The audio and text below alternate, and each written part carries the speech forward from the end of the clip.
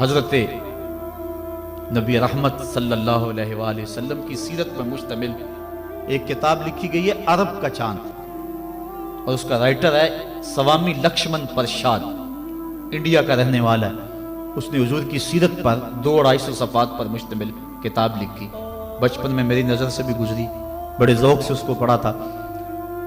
سوامی لکشمن پرشاد سے انٹرویو کیا گیا کہ تو نے حضور کی سیرت پہ کتاب لکھی ہے، اتنا بڑا کام کیا، تو کلمہ پڑھ کے حضور کا غلام کیوں نہیں بن جاتا؟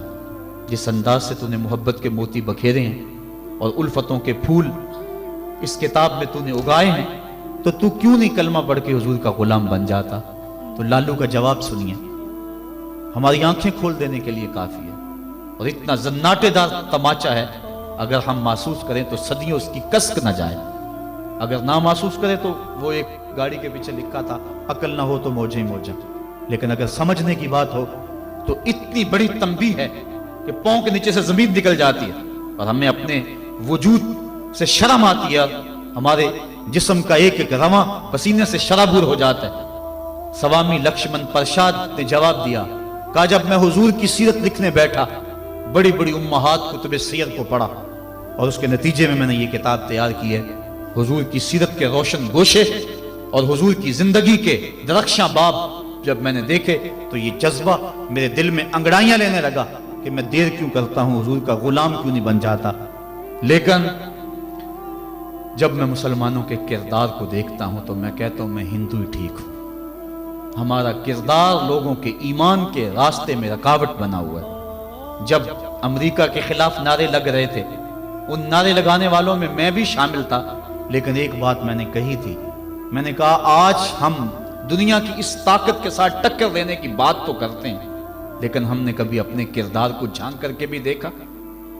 جس بستی، جس شہر اور جس ملک کی حالت یہ ہے کہ واٹر کولر کے اوپر لگے ہوئے جو گلاس ہیں وہ بھی زنجیروں سے باندھے ہوئے ہوں، وہ قوم امریکہ جیسی قوم سے ٹکر نہیں کر سکتی۔ مسجدوں کی لیٹرینوں کے گندے لوٹے بھی سنگلیوں سے باندھنے پڑے، جس قوم کا یہ کردار ہے، کیا وہ قوم پنپ سکتی ہے، جہان میں نشو و نما پا سکتی ہے؟ ہم تو اس قدر گراوٹ کا شکار ہیں، ہم اس قدر گرے ہوئے ہیں کہ ہماری لیٹرینوں کے گندے لوٹے وہ بھی باندھ کے رکھنے پڑتے ہیں، ورنہ ہم اتنے چور ہیں کہ وہ بھی اٹھا کے لے جائیں۔ تو جس قوم کا یہ حال ہو، وہ قوم کیا دنیا کی طاقتور قوموں کی آنکھوں میں آنکھیں ڈال کے بات کر سکتی ہے؟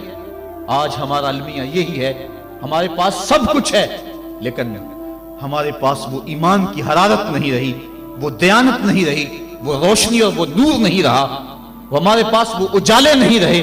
قرآن نے ہمیں جو زندگی گزارنے کا ڈھب دیا ہے، ہمارے پاس وہ ڈھب نہیں رہا۔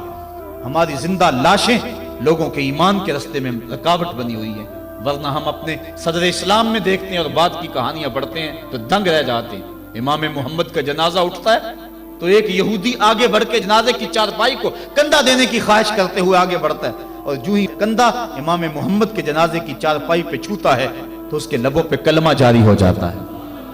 ہمارے بزرگوں کی لاشیں بھی دین دیا کرتی تھی، ان کی میتیں بھی لوگوں کو کلمہ دیا کرتی تھی، اور ہماری زندہ لاشیں لوگوں کو اسلام سے ہٹا رہی ہیں۔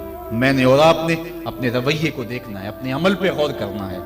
حضور نے فرمایا اللہ اس شخص کے چہرے کو تر و تازہ رکھے جس نے میرے سے کوئی حدیث سنی، پھر جیسے سنی اس کو ویسے آگے پہنچا دی۔